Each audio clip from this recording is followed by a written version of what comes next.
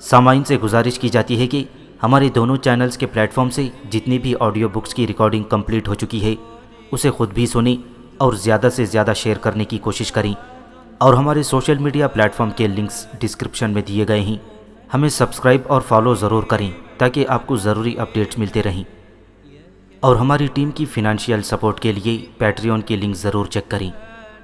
جزاک اللہ۔ بسم اللہ الرحمن الرحیم۔ صدیوں کا مسافر، وقت کی کہانی، صدیوں کے مسافر کی زبانی، ازل سے ابد تک زندہ رہنے والے ایک انوکھے دیداور کی داستان۔ مصنف M.A. راحت۔ ایپیسوڈ 59۔ جہاز سے آنے والے لوگ جنگل میں آگے بڑھ گئے تھے پروفیسر۔ اتفاق سے ان کا رخ ندی کی طرف ہی تھا۔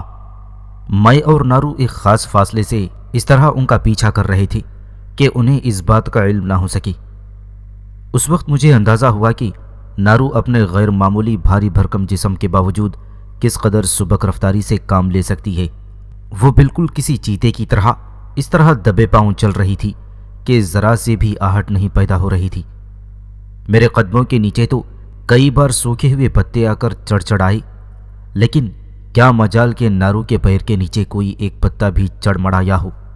میرے پیروں کے نیچے چڑھ مڑانے والے پتوں کی آواز ان لوگوں تک بمشکل ہی پہنچ سکی ہوگی، کیونکہ ہمارے درمیان اچھا فاصلہ تھا، اور پھر دوسری اہم بات یہ تھی کہ یہ لوگ جنگل کے باشندے نہیں تھے بلکہ مہذب دنیا سے آئے ہوئے تھے، جہاں کے انسان کے حواس اور خاص طور سے سونگھنے اور سننے کی قوتیں اتنی تیز نہیں تھیں جتنی کہ جنگل میں بنے ہوئے ان وحشیوں کی تھیں۔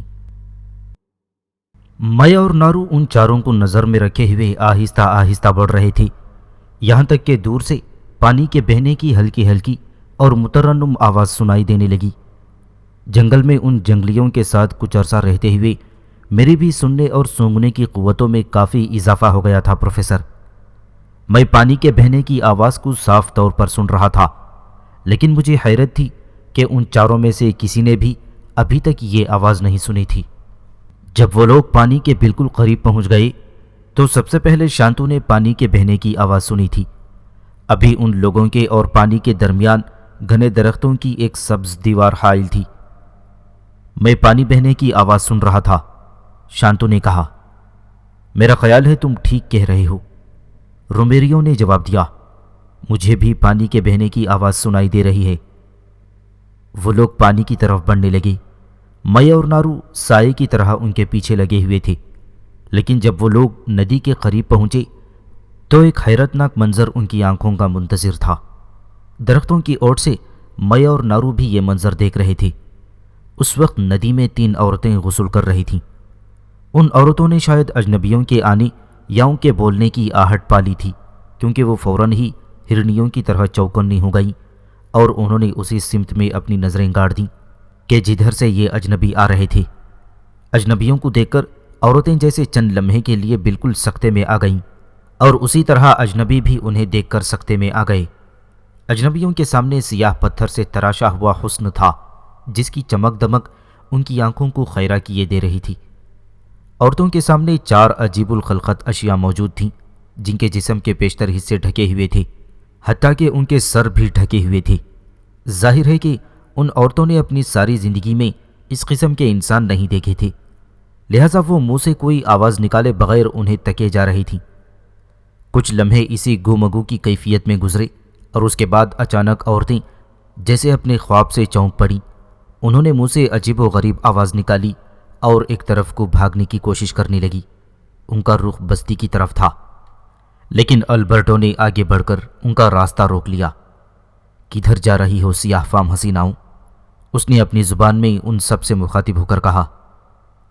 خبردار البرٹو، مارکوس نے البرٹو کو سرزنش کرتے ہوئے کہا، خدا کے واسطے کوئی ایسی ویسی حرکت نہ کر بیٹھنا۔ اس وقت ہم صرف 4 ہیں اور معلوم نہیں یہاں ان کی بستی میں کتنے لوگ موجود ہوں گے، اور ان کی بستی بھی یہیں کہیں قریب ہوگی، رومیریو نے کہا۔ ان عورتوں کی یہاں موجودگی اس بات کی دلیل ہے کہ آس پاس ہی ان کی آبادی موجود ہوگی۔ قسم ہے اپنے پیدا کرنے والے کی، البرٹو نے چیختے ہوئے لہجے میں کہا، میں نے حسن کو اس سے زیادہ سرکش اور بے باک حالت میں اس سے پہلے کبھی نہیں دیکھا۔ احمق مت بنو البرٹو، مارکوس نے اسے ڈانٹتے ہوئے کہا، ان کا راستہ چھوڑ دو، ہم یہاں حسن اور جوانی کا کھیل کھیلنے نہیں آئے ہیں، ہمیں ایک لمحے کے لیے بھی اپنے اصل مقصد سے غافل نہیں ہونا چاہیے۔ مارکوس کی تنبیہ نے جیسے البرٹو کو اچانک کچھ یاد دلا دیا ہو، اس نے عورتوں کا راستہ چھوڑ دیا اور تینوں عورتیں ہرنی کی طرح اچھلتی ہوئی بستی کی جانب بھاگ گئی تھیں۔ اب یہاں کے لوگوں سے ہماری مٹ بھیڑ ہونی باقی ہے، مارکوس نے کہا، تم سب لوگ میری بات کو غور سے سنو۔ اور اس نے اپنی تینوں ساتھیوں سے مخاطب ہوتے ہوئے کہا، ہمیں زندہ رہنا ہے اور کامیابی کے ساتھ اپنے مقصد کو پورا کرنا ہے، اور اگر صحیح سلامت واپس گھر لوٹنا ہے تو ہمیں اس آبادی کے لوگوں سے دوستی کا رویہ اختیار کرنا ہوگا۔ یہ افریقہ کی قبائلی آبادی ہے اور یقیناً کوئی نہ کوئی سردار بھی ہوگا۔ ہم اشاروں کی زبان میں انہیں یہ سمجھائیں گے کہ ہم ان کے دوست ہیں۔ اس کے بعد ہم ان لوگوں کو جہاز تک آنے کی دعوت دیں گے اور سردار کو جہاز کے اندر لے جائیں گے۔ پھر ہم سردار کو وہ چھوٹے موٹے تحفے دیں گے جو ہم بڑی تعداد میں اپنے ساتھ لے کر آئے ہیں، اور اس طرح اس کو اور اس کے قبیلے کو خوش کرنے کی کوشش کریں گے۔ ہو سکتا ہے کہ ہمیں سونے کے لیے ان لوگوں کی مدد حاصل کرنی پڑے۔ البرٹو سمیت سب لوگوں نے اس بات میں گردن ہلائی اور اس سے اتفاق کا اظہار کیا۔ اس کے بعد ان لوگوں نے باری باری ہاتھ منہ دھویا اور پانی پیا۔ ایک ایک شخص پانی کے پاس جاتا اور باقی لوگ چوکنے ادھر ادھر پہرا دیتے۔ ذرا ہی دیر میں بستی کی طرف سے بہت سے لوگوں کی آوازیں سنائی دینے لگیں۔ بستی کی طرف سے مردوں اور عورتوں کا ایک جھنڈ ندی کی جانب دوڑتا چلا آ رہا تھا۔ چاروں آدمی چوکنے ہو گئے اور ان کے ہاتھ خود بخود اپنے ہتھیاروں کی جانب پہنچ گئے۔ بستی کی جانب سے آنے والے تمام لوگوں کے پاس ہتھیار نہیں تھے، لیکن ان میں سے بہت سے ایسے تھے جن کے ہاتھوں میں ہتھیار موجود تھے۔ وہ سب کے سب اجنبیوں سے کچھ فاصلے پر کھڑے ہو گئے اور سوالیہ نظروں سے انہیں دیکھنے لگے۔ ان کی نگاہیں اجنبیوں کے جسم کے ہر حصے کو حیرت سے تک رہی تھیں۔ اجنبی سر سے پاؤں تک لوہے کے لباس میں ڈوبے ہوئے تھے۔ اجنبی اور بستی کے باشندے ایک دوسرے کے مقابل اس طرح کھڑے ہوئے تھے کہ ان کے درمیان کوئی جنگ ہونے والی ہو اور وہ ایک دوسرے سے لڑنے کے لیے صف آ رہا ہوں، لیکن دونوں میں سے کسی نے بھی ایک دوسرے پر حملہ نہیں کیا۔ تقریباً 1 منٹ تک وہ خاموشی سے ایک دوسرے کی طرف دیکھتے رہے۔ چاروں ہسپانوی اجنبی اپنے سامنے سیاہ فام آدمیوں کا لشکر دیکھ کر سخت حیران نظر آ رہے تھے، ساتھ ہی ساتھ وہ کچھ پریشان بھی لگتے تھے۔ تمہارا سردار کون ہے؟ مارکوس نے اسپینی زبان میں ان سے سوال کیا۔ مارکوس کی بات کا مطلب ظاہر ہے کسی نے نہیں سمجھا اور نہ ہی اسے کوئی جواب دیا گیا۔ اس کے بجائے وہ لوگ ایک دوسرے کی شکلیں دیکھنے لگے، گویا ایک دوسرے سے پوچھ رہے ہوں کہ یہ اجنبی کیا کہہ رہے ہیں۔ سنو نارو، میں نے سرگوشی میں نارو سے کہا، اب مجھے اور تمہیں ان لوگوں کے سامنے جانا ہے۔ گو کہ میں شکان دیوتا کے عطا کیے ہوئے علم کی بدولت ان لوگوں کی زبان اچھی طرح سمجھتا ہوں، لیکن یہ بات صرف تمہیں معلوم رہے گی، کسی اور کو معلوم نہیں۔ دیوتا کا حکم یہی ہے۔ میں ان لوگوں کے سامنے اور باقی تمام لوگوں کے سامنے بھی اس طرح ظاہر کروں گا کہ میں ان کی زبان کا ایک لفظ بھی نہیں سمجھ رہا۔ تمہیں اپنے آپ کو ان لوگوں کے سامنے قبیلے کی سردار کی حیثیت سے پیش کرنا ہے، اور اس انداز میں پیش کرنا ہے جو اس بڑے قبیلے کی شایع نشان ہے۔ تمہیں ڈرنے، گھبرانے یا ان لوگوں سے مروب ہونے کی کوئی ضرورت نہیں۔ شکان دیوتا ہمارے ساتھ ہے اور وہ ہر قدم پر میرے ذریعے تمہاری اور سب لوگوں کی رہنمائی کرے گا۔ اس کے ساتھ ہی میں نے نارو کو اشارہ کیا اور چند منٹ میں ہم درختوں کے اس جھنڈ میں سے نکل کر باہر آ گئے جس میں ہم اب تک چھپے ہوئے تھے۔ قبیلے کے سارے لوگ مجھے اور نارو کو دیکھ کر جیسے خوش ہو گئے۔ انہیں ہمارا ہی انتظار تھا۔ شاید ہماری تلاش میں انہوں نے کچھ لوگوں کو ادھر ادھر بھیجا بھی ہو، اور ہمیں دیکھتے ہی مجمع میں بھن بھناہٹ سی دوڑ گئی۔ میں نے نارو کا ہاتھ پکڑا اور میں اور نارو ان چاروں اجنبیوں کے سامنے جا کر ان کی آنکھوں میں آنکھیں ڈال کر کھڑے ہو گئے۔ نارو کے قوی ہیکل اور بھاری بھرکم جسم نے چاروں اجنبیوں کو دریائے حیرت میں غرق کر دیا تھا۔ اس پہلوان نما عورت کو دیکھ کر ان کی آنکھیں پھٹی کی پھٹی رہ گئیں، اور مجھ میں کوئی ایسی خاص بات نہیں تھی جو انہیں متحیر کر پاتی۔ جسم عام انسانوں کی طرح سبک اور ہلکا پھلکا تھا اور رنگ بالکل سیاہ ہو رہا تھا۔ عین اس موقع پر مارکوس آگے بڑھا اس نے اندازہ لگا لیا تھا کہ ہم دونوں میں سے ہی کوئی سردار ہے۔ یقیناً اس کا خیال میرے بارے میں ہوگا، کیونکہ اس کے لیے یہ باور کرنا مشکل ہوگا کہ قبیلے کی سردار کوئی عورت بھی ہو سکتی ہے۔ مارکوس نے آگے بڑھ کر اپنا دایاں ہاتھ سینے پر رکھا، گردن کو تھوڑا سا خم کیا اور ذرا سا جھکتے ہوئے مسکراہٹ کے ساتھ اسپینی زبان میں کہا، کیا تم اس قبیلے کے سردار ہو؟ میں اگرچہ مارکوس کی بات کو پوری طرح سمجھ رہا تھا، لیکن ظاہر ہے کہ مجھے اس بات کا اظہار نہیں کرنا تھا۔ میں خاموش رہا اور میں نے اپنے چہرے پر ایسے تاثرات پیدا کر لیے گویا میں اس کی بات کو بالکل نہیں سمجھ پایا ہوں۔ تاہم میں نے ہاتھ سے نارو کی طرف اشارہ کر دیا تاکہ ان لوگوں کو اس بات کا اندازہ ہو جائے کہ قبیلے کی سردار نارو ہے۔ میرے اشارہ کرنے سے وہ لوگ سمجھ گئے کہ نارو کو مجھ پر فوقیت حاصل ہے اور شاید وہی قبیلے کی سردار ہے۔ مارکوس اب نارو کی جانب متوجہ ہوا اور اس نے ایک بار پھر جھک کر اسے تعظیم دی۔ جواباً میری ہدایت کے مطابق نارو نے بھی ویسا ہی رویہ اختیار کیا۔ مارکوس نے سمندر کی طرف اشارہ کرتے ہوئے اپنے ہاتھ چلا چلا کر ہم لوگوں کو یہ بات سمجھانے کی کوشش کی کہ وہ لوگ بہت دور سے آئے ہیں اور ان کے ارادے جارحانہ نہیں ہیں۔ مارکوس بڑی مشکل سے دنیا کی قدیم ترین زبان یعنی اشاروں کی زبان میں ہمیں اپنا مافی الضمیر سمجھانے کی کوشش کر رہا تھا، اور نارو سمیت تمام لوگ غور سے اس کے اشاروں کو سمجھنے کی کوشش کر رہے تھے۔ میں نے نارو سے کہا کہ وہ اجنبیوں کو بستی میں آنے کی دعوت دی۔ نارو نے میری ہدایت کے مطابق ہاتھ کے اشارے سے اجنبیوں کو بستی کی سمت چلنے کے لیے کہا۔ اجنبی نارو کے اشارے پر ہم لوگوں کے ساتھ ساتھ چل پڑے تھے۔ بستی کے باقی لوگ بھی ہمارے ساتھ چلنے لگے۔ ذرا دیر میں ہم لوگ بستی کے اندر داخل ہو گئے۔ بستی میں موجود جن لوگوں نے ابھی تک اجنبیوں کو نہیں دیکھا تھا وہ انہیں دیکھنے کے لیے اپنے اپنی جھونپڑوں سے نکل آئے۔ بستی کا ایک ایک شخص اپنی اپنی جھونپڑی سے باہر تھا اور حیرت بھری نظروں سے ان انسانوں کو دیکھ رہا تھا جنہیں اس نے اس سے پہلے کبھی نہیں دیکھا تھا۔ نارو نے میری ہدایت پر اجنبیوں کو ساری بستی دکھائی۔ اس کے بعد انہیں نارو کے جھونپڑے میں لا کر زمین پر بچھی ہوئی گھاس پر بٹھا دیا گیا اور جنگلی پھلوں سے ان کی خاطر توازی کی گئی۔ چاروں اجنبی بہت خوش تھے، لیکن میں محسوس کر رہا تھا کہ البرٹو کی نگاہیں باری باری ساری عورتوں کے گرد منڈلا رہی تھیں۔ اس کے بعد اجنبی اٹھ کھڑے ہوئے اور انہوں نے مجھے اور نارو کو اپنے ساتھ آنے کا اشارہ کیا۔ میں اور نارو اس کے ساتھ چل پڑے۔ وہ ہمیں لیے ہوئے ساحل کی طرف روانہ ہو گئے۔ اب ہم انہیں اپنے جہاز پر لے جائیں گے، مارکوس نے اپنے ساتھیوں سے مخاطب ہو کر کہا، اور انہیں وہ چھوٹے موٹے تحائف دیں گے جو ہم اپنے ساتھ لے کر آئے ہیں، اور اس طرح ہم ان لوگوں کو جلد ہی اپنا دوست بنا لیں گے۔ لیکن اصل دقت زبان کی ہے، البرٹو نے کہا۔ مصیبت یہ ہے کہ ہم میں سے کوئی بھی ان کی زبان نہیں سمجھتا۔ جہاز پر ہمارے ساتھیوں میں فرانس ہے، مارکوس نے کہا۔ وہ اس سے پہلے بھی افریقہ آ چکا ہے اور یہاں کے کسی قبیلے کے ساتھ کچھ دن گزار چکا ہے۔ ممکن ہے وہ ان لوگوں کی زبان تھوڑی بہت سمجھ سکی اور انہیں اپنا مافی الضمیر سمجھانے میں کامیاب ہو جائیں۔ اب وہ چاروں اجنبی مجھے اور نارو کو لیے ہوئے اپنے جہاز کے قریب جا پہنچے، اور پھر گھٹنوں گھٹنوں پانی سے گزرتے ہوئے ہم سب لوگ جہاز کے اندر داخل ہو گئے۔ جہاز میں داخل ہونے کے بعد ہم نے دیکھا کہ وہاں اور بھی لوگ موجود تھے، اور وہ بھی سب کے سب ان لوگوں کی طرح سر سے پاؤں تک لوہے میں ڈوبے ہوئے تھے۔ وہ مجھے اور نارو کو حیرت بھری نظروں سے دیکھ رہے تھے۔ خاص طور سے نارو کا ڈیل ڈول ان کے لیے زبردست دلچسپی کا باعث بنا ہوا تھا۔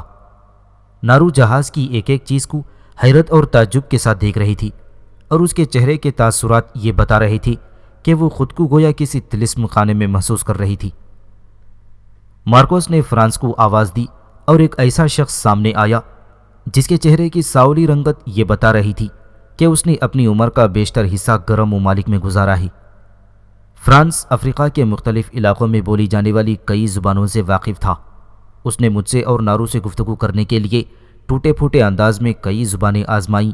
ظاہر ہے کہ میں تو اس کی ہر بات سمجھ رہا تھا، لیکن مجھے دیکھنا یہ تھا کہ نارو اس کی بات کس حد تک سمجھ لیتی ہے۔ بالآخر کچھ ٹوٹے پھوٹے الفاظ کے ذریعے فرانس ہم لوگوں کو یہ بتانے میں کامیاب ہو گیا کہ وہ لوگ اپنا جہاز لے کر افریقہ کے اس ساحل پر سونے کی تلاش میں آئے ہیں۔ سونا کیا ہوتا ہے؟ میں نے انجان بن کر بڑی معصومیت سے فرانس سے مقامی زبان میں سوال کیا۔ جب فرانس نے میرے سوال کا اسپینی زبان میں ترجمہ کر کے اپنے باقی ساتھیوں کو بتایا تو وہ مسکرانے لگے۔ یہ لوگ تو بالکل ہی احمق ہیں، البرٹو نے حقارت آمیز لہجے میں اسپینی زبان میں کہا۔ دراصل یہ بیرونی دنیا اور اس کے لوازمات سے اکثر ناواقف ہیں۔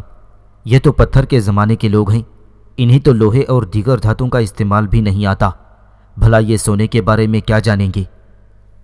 فرانس نے رک رک کر اور اٹک اٹک کر مشکل سے مجھے سمجھایا کہ سونا کیا ہوتا ہے۔ نارو ہماری گفتگو غور سے سن رہی تھی۔ اسے یقیناً اس بات پر حیرت ہو رہی تھی کہ جو کچھ میں نے کہا تھا وہ 100% درست نکل رہا تھا۔ یہ لوگ سونے کی تلاش میں ہی آئے تھے۔ میں نارو کو یہ بات پہلے ہی بتا چکا تھا کہ میں ان لوگوں کی زبان بول اور سمجھ سکتا ہوں، لیکن ان کے سامنے اس بات کا اظہار نہیں کروں گا، اس لیے وہ خاموش تھی اور اسے اس بات پر حیرانی نہیں تھی کہ میں ان لوگوں کے ساتھ خود ان کی اپنی زبان میں گفتگو کرنے سے کیوں گریزاں ہوں۔ فرانس ترجمانی کے فرائض انجام دیتا ہوا یہ بتا رہا تھا کہ وہ لوگ سونے کی تلاش میں بڑی دور دراز کا سفر کر کے یہاں تک پہنچے ہیں، اور پھر یہ کہ زرد رنگ کا پتھر ان کے لیے بڑا قیمتی ہے۔ وہ لوگ فرانس کے ذریعے یہ بات معلوم کر چکے تھے کہ قبیلے کی سردار نارو ہے اور میں ٹیابو اس قبیلے کا روحانی پیشوا ہوں۔ وہ لوگ اس بات سے بہت خوش تھے کہ انہیں قبیلے کے حقیقی اور بااختیار نمائندوں کے ساتھ گفتگو کرنے کا موقع مل رہا ہے۔ ادھر میں اس سوچ میں تھا پروفیسر کہ ان لوگوں کی جانب میرا رویہ کیا ہونا چاہیے۔ مجھے یہ بات معلوم تھی کہ ساحل کے اس حصے میں جس کے قریب ہماری بستی آباد تھی سونا موجود نہیں ہے، لیکن اس کے ساتھ ہی مجھے یہ بھی معلوم تھا کہ کثیر مقدار میں سونا ساحل کے اس حصے میں موجود ہے جہاں کبھی ڈچالا قبیلے کے لوگ رہتے تھے۔ میرے سامنے سوال یہ تھا کہ ان لوگوں کو سونے کے اصل مقام سے آگاہ کروں یا نہ کروں۔ مجھے یقین تھا کہ اگر ایک بار ان لوگوں نے یہاں سے سونا حاصل کر لیا تو پھر اس کے بعد یہاں سونے کی تلاش میں آنے والے لوگوں کا ایک تانتا بن جائے گا اور نہ جانے کس کس قسم کے لوگوں کی آمد شروع ہو جائے گی۔ ان میں سے بہت سے ایسے لالچی افراد بھی ہو سکتے ہیں جو سونے کی ہوس میں پوری کی پوری بستی کو تاراج اور سارے انسانوں کو ہلاک کرنے سے بھی گریز نہ کریں گے۔ دوسرا یہ بھی مسئلہ ہے کہ اگر میں انہیں نہ بتاؤں تو عین ممکن تھا، بلکہ اس بات کا یقین تھا کہ یہ لوگ چند دنوں یا چند ہفتوں کی محنت سے ساحل کا وہ علاقہ خود تلاش کر لینے میں کامیاب ہو جائیں گے، اور پھر اس کے بعد ان لوگوں کو اور ان کے بعد آنے والوں کو روکنا کسی کے بس کی بات نہیں تھی۔ میں اس شش و پنج میں تھا اور میری سمجھ میں نہیں آ رہا تھا کہ میں اگلا قدم کون سا اٹھاؤں۔ میں نے فیصلہ کیا کہ میں انتظار کروں گا کہ حالات کیا رخ اختیار کرتے ہیں، اس کے بعد ہی کوئی راہ عمل تعین کروں گا۔ ان لوگوں کے استفسار کے جواب میں نے اور نارو نے انہیں یہ بتا دیا تھا کہ ہم لوگ زرد رنگ کے ان پتھروں کے بارے میں جنہیں یہ سونا کہتے ہیں کچھ نہیں جانتے، اور نہ ہی ہم اپنی بستی کے ساحل پر زرد رنگ کے پتھر کبھی دیکھے ہیں۔ ہمارے جواب سے ان لوگوں کو خاصی مایوسی ہوئی، لیکن ظاہر ہے کہ اس وقت ہم یہی کہہ سکتے تھے۔ نارو کا کہنا تو 100% سچ تھا، کیونکہ اس نے اپنی زندگی میں کبھی سونے کی شکل تک نہیں دیکھی تھی اور اسے معلوم نہیں تھا کہ سونا کیا ہوتا ہے اور کہاں پایا جاتا ہے۔ ان لوگوں نے مجھے اور نارو کو بہت سے قیمتی تحائف سے نوازا۔ ان تحائف میں معمولی دھات کی بنی ہوئی انگوٹھیاں اور کچھ زیورات اور ہار اور لوہے کے کنگھے، گردن میں اور سر پر باندھنے والے ریشمی کپڑوں کے ٹکڑے اور چھوٹی چھوٹی مٹھائیوں کے پیکٹ اور اسی قسم کی دیگر مراعات شامل تھیں۔ نارو ان چیزوں کو پا کر خوشی سے پھولے نہیں سما رہی تھی۔ اس نے بھلا زندگی میں کبھی ایسی رنگ برنگی اور انوکھی چیزیں دیکھی ہوں گی؟ اس کے لیے یہ ساری چیزیں عجائبات سے کم نہیں تھیں، اور وہ بچوں کی طرح خوش ہو کر ایک ایک چیز کو دیکھتی تھی اور مسکراتی اور ہنستی تھی۔ نارو کی تقلید میں نے بھی ان حقیر اشیاء میں اپنی گہری دلچسپی کا اظہار کیا جنہیں عام حالات میں ہاتھ لگانے کی بھی زحمت نہیں کرتا۔ البرٹو مارکوس اور ان کے دوسرے ساتھی اس بات سے بہت خوش نظر آ رہے تھے کہ ہم نے ان تحائف میں دلچسپی کا مظاہرہ کیا ہے۔ گفتگو کا رخ ایک بار پھر ان لوگوں کے پسندیدہ موضوع کی جانب مڑ گیا، اور البرٹو نے فرانس کی وساطت سے ہم سے دریافت کیا کہ ہم سونے کی تلاش میں ان کی کیا مدد کر سکتے ہیں۔ نارو کے بجائے میں نے جواب دیا کہ ہم ان کی صرف اتنی مدد کر سکتے ہیں کہ ان کے ساتھ رہیں گے اور انہیں ساحل کے مختلف علاقوں سے اور راستوں سے واقف کروائیں گے۔ بات یہ ہے پروفیسر کہ اس وقت تک میں اس نتیجے پر پہنچ چکا تھا کہ بہترین راستہ یہی ہوگا کہ ان لوگوں کو خود سونا تلاش کرنے دیا جائے اور انہیں یہ بتا دیا جائے کہ ساحل کے کون سے مخصوص حصے میں سونا موجود ہے۔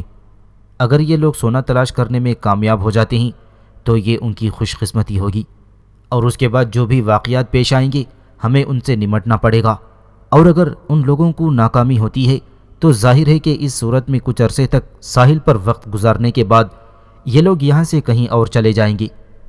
تاہم میں نے یہ سوچ لیا تھا کہ اس سے زیادہ ان کی اور کوئی مدد نہیں کروں گا۔ نارو نے قبیلے کی سردار ہونے کی حیثیت سے فرانس کی معرفت یہ سوال کیا کہ ان اجنبیوں کا سردار کون ہے، کیونکہ وہ اس سے کچھ خاص بات کرنا چاہتی ہے۔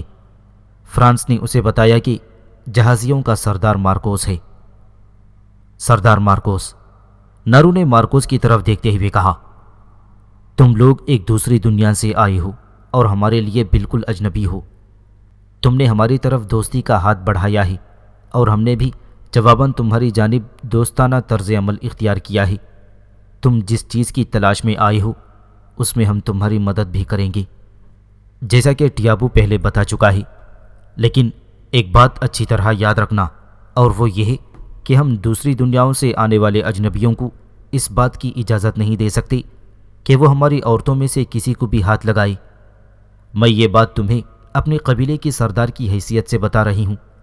اگر تمہارے کسی آدمی نے ہمارے قبیلے کی کسی عورت کو ہاتھ لگانے کی کوشش کی تو اس کا انجام اچھا نہ ہوگا، اور ہم تمہیں اپنے علاقے سے نکال باہر کریں گے، نیز اس شخص کو سخت سزائیں دیں گے جو ایسی حرکت کا مرتکب ہوگا۔ ہم اپنی نسلوں کے خون کو صاف اور پاک رکھنا چاہتے ہیں، اور اس میں اجنبیوں کی خون کی آمیزش کو برداشت نہیں کریں گے۔ فرانس نے نارو کی باتوں کا مفہوم صحیح طور پر سمجھ لیا تھا۔ اس نے اسپینی زبان میں ترجمہ کر کے اپنے ساتھیوں کو بتایا کہ نارو کیا کہہ رہی ہے۔ اف ہو، ان کالی کلوٹی عورتوں کے نخرے تو دیکھو، آخر ہم ان سے لاکھ درجے زیادہ خوبصورت اور شکیل ہیں۔ بات خوبصورتی کی نہیں ہے البرٹو، مارکوس نے اسے ٹوکتے ہوئے کہا، تمہارے نزدیک حسن کا معیار کچھ اور ہے اور ان لوگوں کے نزدیک کچھ اور ہے۔ ممکن ہے کہ ہماری سفید چمڑی دیکھ کر انہیں گھن آ رہی ہوگی، یہ ہماری شکلوں سے کراہت محسوس کر رہے ہوں گے، لیکن اصل مسئلہ یہ نہیں ہے، بلکہ بات یہ ہے کہ ہمیں ان لوگوں سے وعدہ کرنا ہوگا کہ ہم ان کی عورتوں کو کبھی ہاتھ نہیں لگائیں گے، اور نہ صرف وعدہ کرنا ہوگا بلکہ اس پر عمل بھی کرنا ہوگا۔ وعدہ کرنے میں تو کوئی حرج نہیں ہے، البرٹو نے مکاری سے ہنستے ہوئے کہا، البتہ جہاں تک اس پر عمل کا تعلق ہے تو اس کا انحصار حالات کے تقاضوں پر ہوگا۔ مارکوس نے ناپسندیدگی کا اظہار کرتے ہوئے البرٹو کی بات کو بالکل نظر انداز کر دیا اور فرانس کی وساطت سے کہا، ہم قبیلے کی سردار سے اس بات کا وعدہ کرتے ہیں کہ ہمارا کوئی ساتھی قبیلے کی کسی عورت کو ہاتھ نہیں لگائے گا۔ ایک بات اور، نارو نے کہا، اگر کسی شخص نے یہ حرکت کی تو پھر تم لوگوں کو اسے ہمارے حوالے کر دینا ہوگا، اور ہم جو سلوک مناسب سمجھیں گے اس کے ساتھ کریں گے، تمہیں اس پر اعتراض کرنے کا کوئی حق نہیں ہوگا۔ فرانس نے ترجمہ کر کے نارو کا مدعا اپنے ساتھیوں کو سمجھایا۔ البرٹو کے چہرے پر غصے کی سرخی دوڑ گئی، یہ سیاہ ہتھنی اپنی حد سے بڑھتی جا رہی ہے۔ اس نے تحقیرآمیز انداز میں اپنے ساتھیوں سے کہا، اگر میں نے اس کو لگام نہ دی تو کوئی کام ہی نہیں کیا۔ ایک بار سونے کا پتہ چل جائے پھر میں اس سے اچھی طرح نمٹ لوں گا۔ نارو سے کہہ دو کہ ہمیں اس کی شرط بھی منظور ہے، مارکوس نے فرانس سے کہا، لیکن ساتھ ہی اسے یہ بھی بتا دو کہ جب تک ہم لوگ اس علاقے میں موجود ہیں ہم چاہتے ہیں کہ وہ ہمیں اپنا مہمان سمجھے اور ہمارے کھانے پینے کا بندوبست کرے، لیکن اس بات میں کسی زبردستی کو دخل نہیں ہے۔ اگر وہ ایسا کرنے کے لیے تیار نہیں ہوگی تو ہم اسے اس کے لیے مجبور نہیں کریں گے۔ ہم سمندر سے مچھلیاں پکڑ کر بھی اپنا کام چلا سکتے ہیں، کیونکہ ہمارے جہاز میں جو سامان خرد و نوش موجود ہے اسے ہم اپنی واپسی کے سفر کے لیے محفوظ رکھنا چاہتے ہیں۔ فرانس نے ترجمہ کر کے مارکوس کی بات نارو کو سمجھا دی۔ نارو نے جواباً سر ہلاتے ہوئے کہا، تم لوگ ہماری سرزمین پر آئے ہو اور اس لیے ہم تمہیں اپنا مہمان سمجھتے ہیں۔ جب تک تم یہاں موجود رہو گے ہمارے کھانے پینے کا بندوبست ہماری جانب سے کیا جائے گا، اور جو کچھ ہم خود کھائیں گے وہی تم کو بھی کھلائیں گے، لیکن اگر تم یہاں سے 1-2 منزل آگے چلے جاؤ گے تاکہ اس چیز کو حاصل کر سکو جس کی تلاش میں تم نکلے ہو، تو پھر ہماری ذمہ داری ختم ہو جائے گی۔ نارو بڑے سنجیدہ اور پروقار لہجے میں کسی منجھے ہوئے سیاست دانوں کی طرح گفتگو کر رہی تھی، اور مجھے یہ دیکھ کر تعجب ہو رہا تھا پروفیسر کہ جسے میں اب تک ایک ادنا وحشی سمجھ رہا تھا، اس کے اندر کتنی سمجھ بوجھ اور صلاحیت موجود ہے۔ اگر یہ عورت مہذب دنیا میں ہوتی تو یقیناً اس کا درجہ بہت بلند ہوتا، میں نے سوچا۔ اس کے بعد نارو نے فرانس کی وساطت سے جہاز کے تمام لوگوں کو دعوت دی کہ وہ بستی میں چلیں۔ لوگ تو گویا اس دعوت کے منتظر تھے ہی، وہ سب کے سب چلنے کے لیے تیار ہو گئے۔ ان 4 آدمیوں کے علاوہ جو سب سے پہلے بستی میں داخل ہوئے تھے، باقی لوگوں نے، جن کی تعداد کوئی 40 کے قریب ہوگی، بستی کی عورتوں میں سے صرف نارو کو اور مردوں میں سے صرف مجھ کو دیکھا تھا، اور ان کی آنکھوں کی چمک یہ بتا رہی تھی کہ وہ سیاہ فام عورتوں کو دیکھنے کے لیے بےتاب تھے۔ ذرا دیر میں سب لوگ بستی کی جانب چل پڑے۔ گھٹنوں گھٹنوں پانی سے گزر کر سب لوگ ساحل پر پہنچے اور پھر یہاں سے اندر کی طرف راستہ طے کرنا شروع کر دیا۔ میں اور نارو سب سے آگے آگے تھے، ہمارے پیچھے پیچھے البرٹو، مارکوس، رومیریو اور شانتو تھی، اور اس کے پیچھے فرانس اور پھر باقی لوگ۔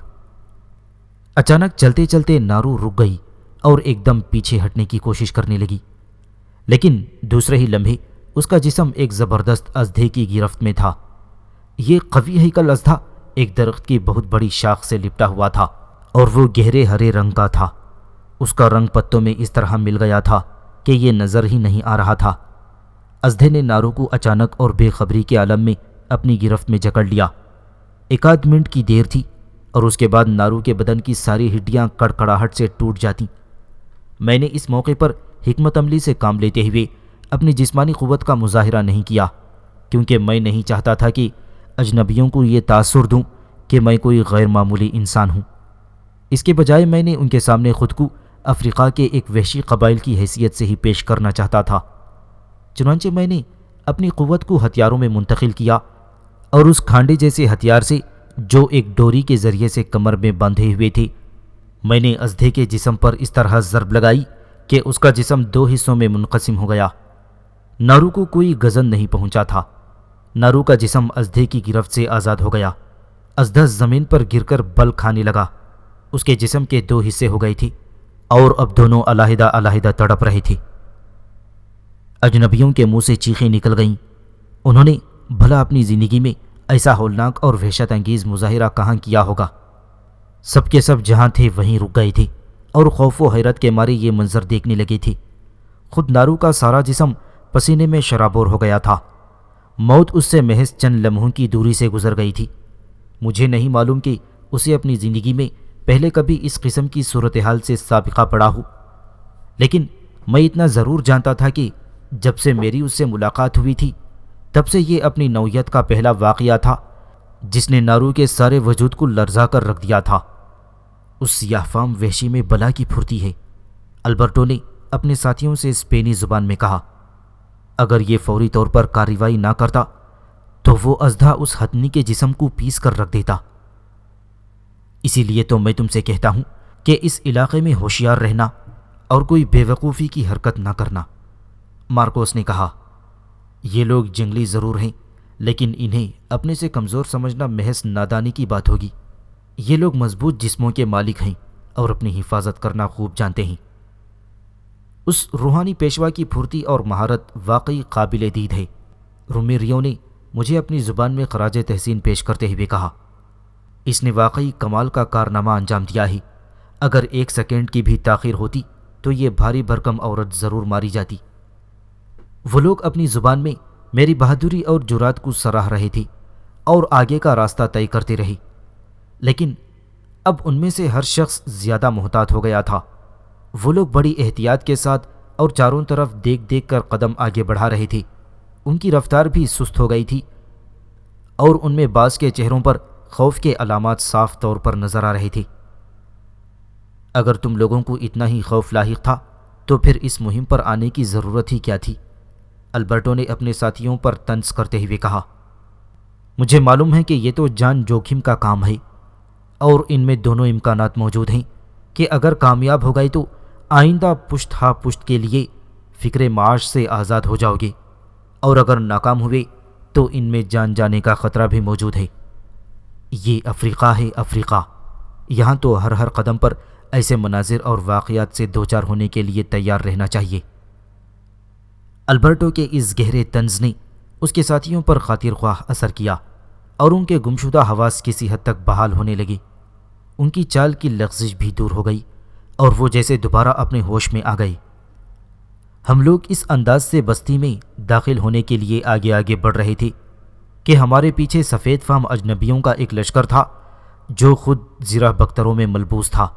بستی کے سارے سیاہ فام جو کچھ دیر پہلے ان میں سے چند افراد کو دیکھ چکے تھے، اب باقی لوگوں کو حیرت بھری نظروں سے دیکھ رہے تھے۔